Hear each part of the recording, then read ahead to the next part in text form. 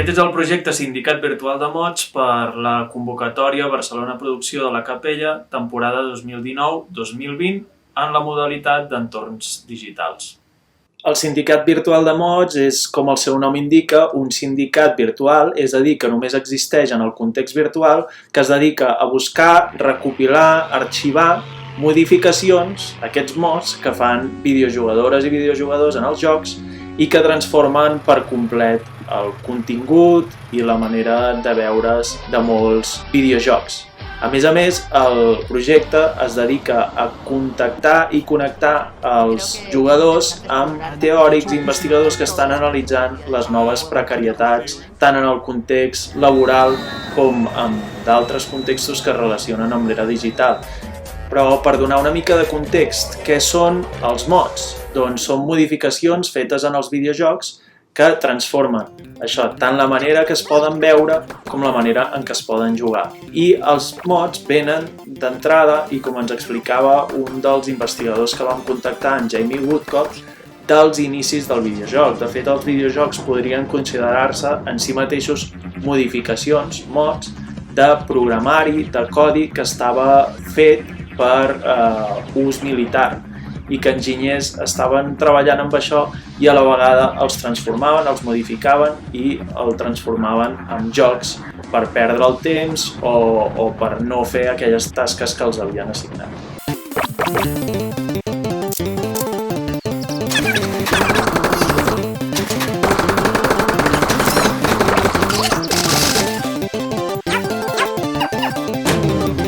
La manera en què jo arribo a aquests mods és que un dia en aquestes navegacions que fem tots per internet em trobo un autobús que és molt propi de la ciutat on visc ara, a Medellín, a Colòmbia, i que és un autobús que molta gent utilitza per moure's per la ciutat. És el Circular Sur. Llavors trobo aquesta imatge feta en 3D d'aquest autobús tan popular i començo a investigar i em trobo que hi ha un munt de jugadors que estan en comunitat editant alguns videojocs que venen de Nord-Amèrica i que venen dels Estats Units en particular i d'Europa i els estan modificant perquè s'assemblin més en els seus propis contextos, afegint-hi elements de la classe treballadora com és l'autobús o com és qualsevol manera de transport públic de la classe obrera. Llavors em trobo amb aquestes modificacions que tenen una relació directa amb la classe treballadora i començo a analitzar tota la resta de modificacions i a trobar similituds amb el que és un treball no remunerat que es fa en el temps lliure de molts d'aquests jugadors i que el posen a disposició de tota la comunitat cooperant i fent que cada modificació es pugui anar complexitzant una mica més perquè el que ha començat un videojugador passa a les mans d'un altre que ho fa encara més complexa i passa a les mans de tota la comunitat arribant a un treball cooperatiu que ja envejarien moltes de les teories, diguem, llibertàries o sindicalistes del segle passat. Però no només canvien els automòbils i no només canvien els paisatges, sinó que moltes vegades també canvien els personatges i s'hi representen, a més, o funcionen com a eina de representació de lluites socials que estan sorgint en aquest moment. Un exemple seria la demanda d'una nova Constitució en Xile, sorgida després de les protestes per l'increment del transport públic del metro a Santiago, o també les grans protestes que hi van haver aquest any arrel de la Black Lives Matter i tota la discriminació racial viscuda als Estats Units. Però no només s'inserten aquesta mena de protestes que han tingut una explosió global, sinó que també sorgeixen maneres de representar-se i d'autorepresentar-se que van més enllà i que toquen aspectes de la diversitat i de la lluita per la diversitat de les identitats. Des de personatges racialitzats allà on no se'ls demana, en certa manera, perquè sempre tenen un context específic on representar-se, però mai seran protagonistes, com passa també amb la representació de la dona, que sempre sol estar supeditada a personatges masculins, normalment de classe mitja, hetero i blancs, com és el predomini, a més, de la representació dels videojocs a internet i en aquestes plataformes de jocs. Darrere de moltes d'aquestes modificacions no hi ha un sentit explícitament polític ni social, però són rastres evidents de que hi ha una demanda també de canvis i d'una diversitat que no pot ser tan excloent com són els videojocs. En un sentit, també des de la seva construcció, des del seu naixement fins a la seva operació, de com es capitalitzen maneres precisament que són cooperatives completament i que els videojugadors i videojugadores no hi tenen res a dir fins que no hackegen o craquegen aquests jocs i els transformen en plataformes útils de debò pels seus interessos. Who's that cagey motherfucker, huh? No, it's another cagey motherfucker, all right? Not you! Hey, T, enough with the faux political bullshit. De videojocs n'hi han de moltes menes i n'hi ha alguns que permeten les modificacions del seu codi i de la seva visualitat, fins i tot n'hi ha alguns que posen a la disposició dels videojugadors tot aquest material perquè en puguin fer modificacions, i n'hi ha d'altres, en canvi, que ho prohibeixen o que persegueixen en certa manera a través del copyright aquestes modificacions. Diguem que tant l'una cosa com l'altra té connotacions positives i negatives perquè, tot i que alguns permetin les modificacions, aquestes modificacions moltes vegades acaben sota el copyright, sota la llicència d'aquests jocs, i per tant les úniques persones que s'enriqueixen són aquells i aquelles que són propietàries de les plataformes de videojoc, deixant a l'estacada a tota aquesta comunitat gamer que està editant i està fent i creant contingut que és molt útil, a més per les plataformes de videojocs. Jocs que són molt famosos a nivell mundial han sigut modificacions d'altres videojocs i definitivament altres empreses, grans monopolis dels videojocs, les han acabat comprant i generant amb això, amb modificacions, un gran negoci. És el cas, per exemple, de Counter-Strike o també altres jocs sorgits d'altres jocs, com pot ser Quake, que va sorgir de Doom. A més, hi ha una plataforma que es dedica a distribuir videojocs, que és de les més populars i que es diu Steam, que s'ha dedicat també a absorbir tot el monopoli del debat, del diàleg que tenen els videojugadors, uns amb els altres, compartint les modificacions. Això, clar, ha sorgit un gran mercat per ells mateixos on poder distribuir jocs per un costat i modificacions per l'altre. D'altra banda, el projecte del Sindicat Virtual de Mods, com dèiem al principi, connecta investigadors i teòrics amb aquests videojugadors i a través del diàleg també connecta qüestions que són pròpies dels videojocs i de l'entreteniment amb la precarietat naixent en aquest nou context de l'era digital actual.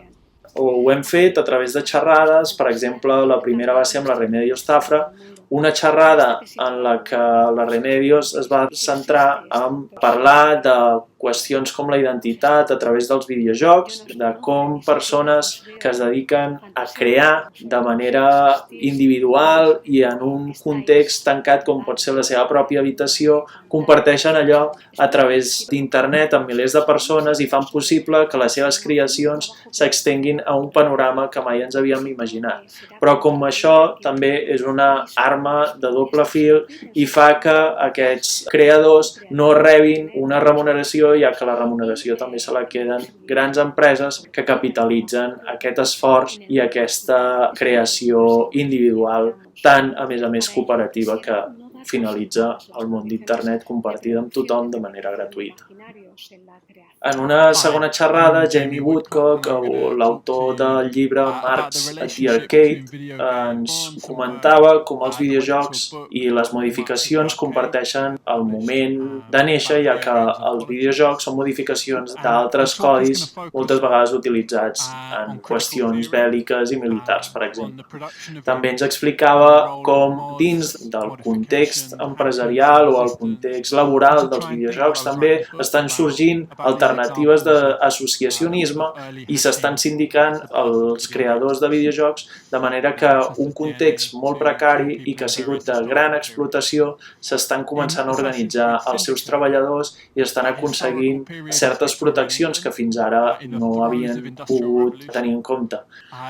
La tercera xerrada que estem preparant és amb una associació cultural anomenada Arts Games, que es dedica a editar videojocs de programari obert i que qüestiona també aquests fonaments dels videojocs tan capitalistes i tan enfocats amb els monopolis comercials de moltes empreses ben conegudes. Ells els que fan és dedicar-se a fer videojocs i a fer trobades on es plantegin també altres maneres de construir des d'un inici els videojocs.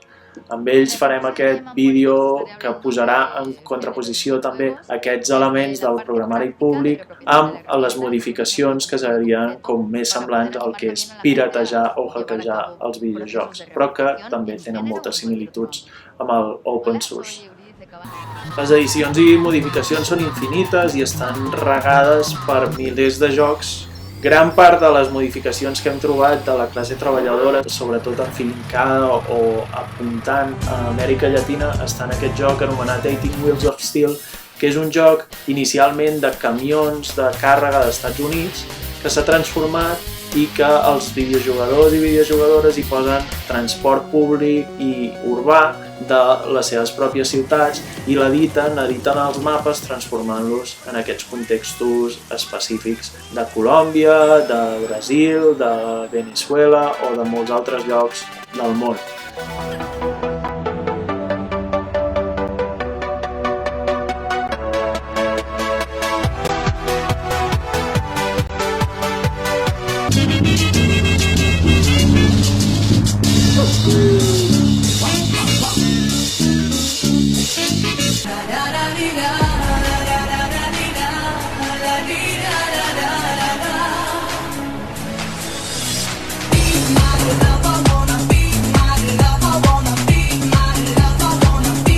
Altres tipus de modificacions diferents que hem trobat també són les representacions de treballs precaris actuals que sorgeixen d'aquest capitalisme anomenat de plataformes. Hem trobat molts mods que són de repartidors d'empreses que fan falsos autònoms com Globo a Espanya o Rappi a Colòmbia. I hi ha un munt de representacions en els videojocs de personatges dedicant-se a fer aquestes feines precàries.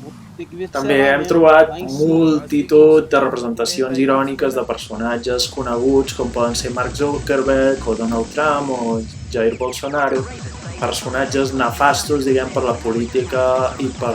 els mitjans empresarials actuals que videojugadores i videojugadors els transformen, els agafen i els tornen amb una sàtira dins dels populars videojocs.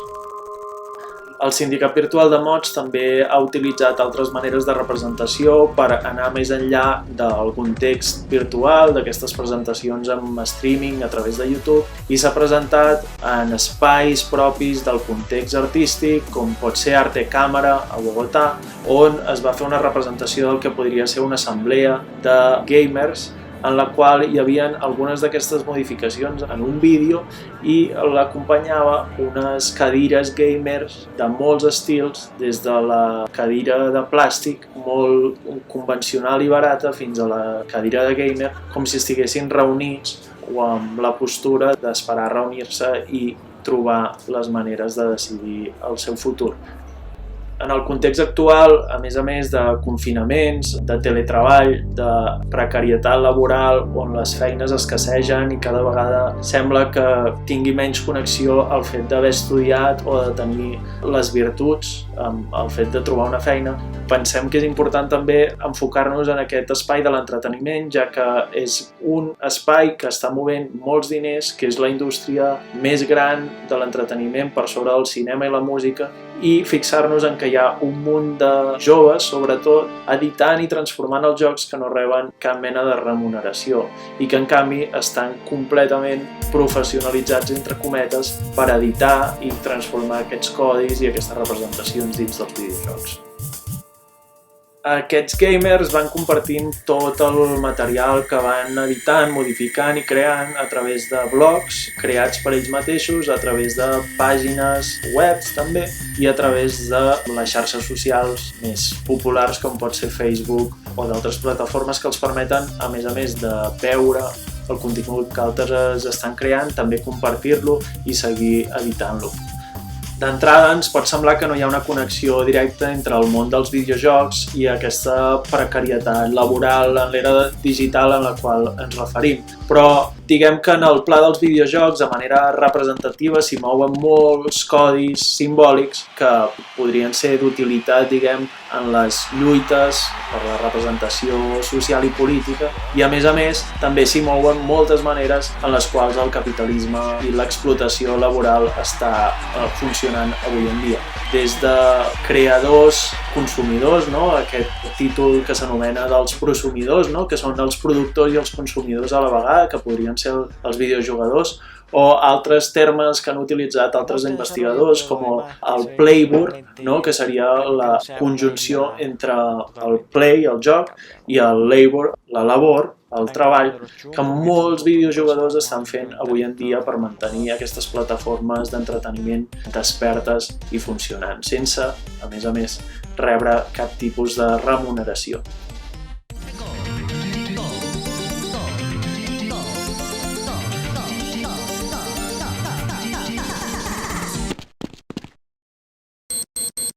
És per això que em sembla tan interessant connectar una cosa amb l'altra, perquè s'està jugant la lluita per la representació dins dels videojocs i això l'extrema dreta ho ha sabut molt bé i ho ha utilitzat. Steve Bannon es va dedicar a llançar missatges pro-Trump a través de modificacions de videojocs i també que la guerra, diguem, per qui té o qui controla els mitjans de producció està ben potent i ben candent a dins dels videojocs que de moment tendeixen a la monopolització per part de grans empreses.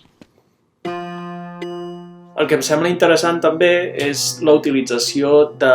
jocs molt vells, de mala qualitat, entre cometes, que es podrien considerar ja passats de moda, per fer totes aquestes modificacions. I això ho connecto amb el que Hito Steyr, l'artista, considera la imatge pobra com una eina o un recurs també per transformar moltes de les coses que van succeint en el pla de la representació cultural, no? De com una imatge que és de poca qualitat, i en aquest cas jocs que són de poca qualitat o de molts pocs bits i que són de fa molts anys, es transformen amb l'eina i el recurs perquè aquests jugadors puguin editar les seves pròpies plataformes de joc i puguin jugar a la manera que els hi sigui més útil i a més ho facin d'una manera més barata perquè cada vegada els videojocs necessiten d'una plataforma de hardware més potent, necessiten més programes, necessiten invertir-hi molts més diners per poder tenir una jugabilitat adient i això fa que moltes persones també es quedin fora per un simple fet de no tenir els recursos econòmics per poder entrar en aquestes plataformes. També en aquest moment de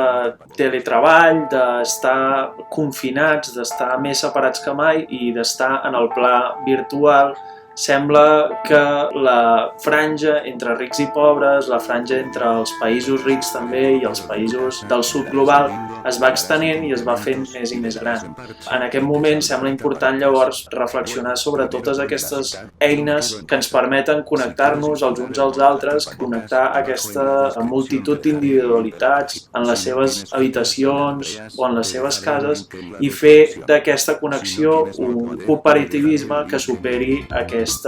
fronteres, diguem, econòmiques i també de poder que el capitalisme i les hegemonies ens indueixen en el moment actual. Llavors hem de començar a donar importància als imaginaris que generen els videojocs, així com qualsevol tipus de cultura popular, i a més hem de poder demanar o hem de poder exercir el dret d'editar-los i de transformar-los i de fer-los més de la manera que els videojugadors i les videojugadores vulguin que sigui.